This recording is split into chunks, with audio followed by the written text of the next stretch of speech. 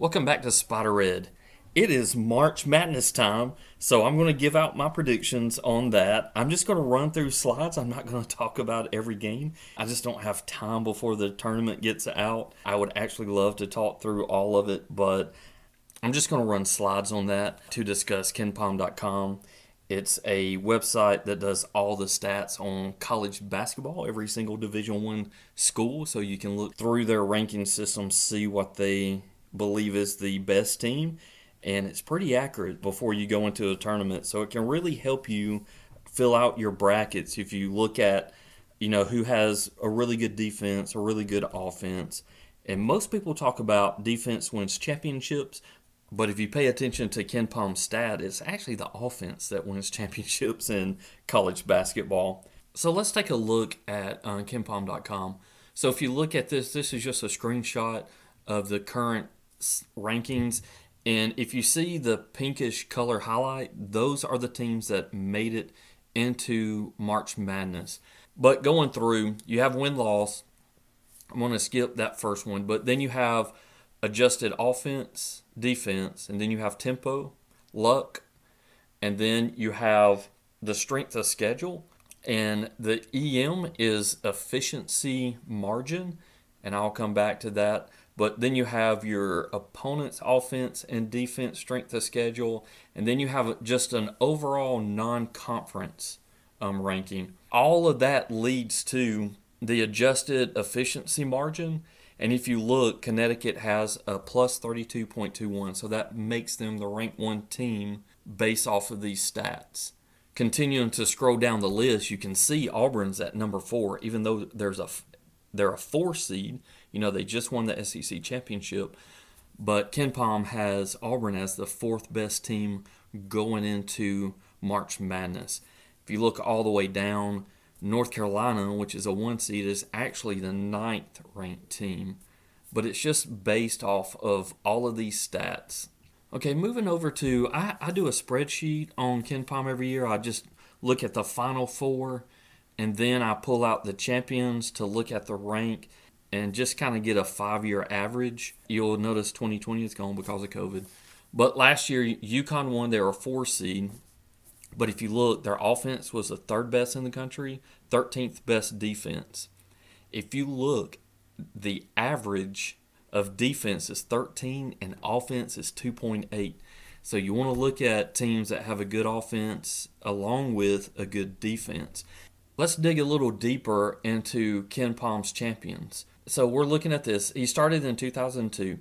If you're looking at the average from 2017 and 2002, I just pulled those because I like to look at the 5-year average. But the adjusted offense, 7.625. Their defense, 8.5. If we took out UConn's 2014 and 2011 run, if you took out those 39th and 19th offense, it would be even much lower. Before 2018, no team with a defense above 18 had won a championship. That one UConn 2014 had that 39th ranked offense. If you took that out, and then if we slide back to the other slide, you see that Baylor actually has had the highest ranked defense, which is the 22nd to win a championship.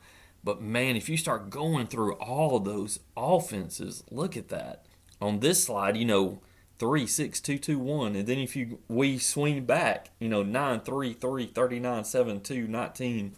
It's pretty insane how accurate his system is on picking a champion. So really, you want to stay, and I'm going to cut UConn out, you really want to stay in the top 10 offensive teams that match really a top 20 defense. If you go back to his website, so that range of, keeping in a top 10 offense and a top 20 defense, that would stick with Connecticut. I would throw Purdue in there, that one above, just the 21th ranked defense, and then Auburn, and then Arizona. Those would all fit the profile of that staying below the 10 offense, having a top 10 offense, and then having a top 20 defense. There are several other teams that could still, look at Crichton. With 12th ranked offense and 24th ranked defense. So strength of schedule factors in as well. Going back to the spreadsheet with the champions from 2002 to 2017, look, their strength of schedule, it's the ones towards the KenPom rank. The average is 18 and 16, which is pretty good. That means they're playing a pretty difficult schedule. And then if we go back, you're going to have to the other remaining spreadsheet, you would still have a 31 and 17. So there's still strength of schedule kind of plays in. The worst strength of schedule over those past 20-something years was Baylor. And then Baylor, of course, had that high defense. They had the highest ranked defense to win a championship. But I just wanted to show you that I've always looked at this. I love stats. It's fun to watch. It kind of can help you. I will say I've had pretty good success in a lot of my bracket picking because of this. Now, I do watch a lot of basketball, and if you listen to like College Game Day, they will talk about how you always need a guard, and that is true. So you always look and see who has a good guard on their team along with all these other stats, because it seems like you need that captain steering that ship the right way and a good score to be able to overcome a bad shooting game by the rest of the team or whatnot. Now, is this the end-all, be-all of all stats? No, but it's dang close. And if you really stick to it, you can be successful in picking your brackets. I'm about to show all my slides on my picks. I didn't follow it as much this year. I watched a pretty good bit of college basketball, and I like to pick with my heart and kind of who I think has a good chance. And plus, everybody on the planet is picking UConn. I'm going to let you know that I'm not picking UConn for my bracket. But anyway, I'm going to start the music up and run through my picks, and then I'll talk at the end.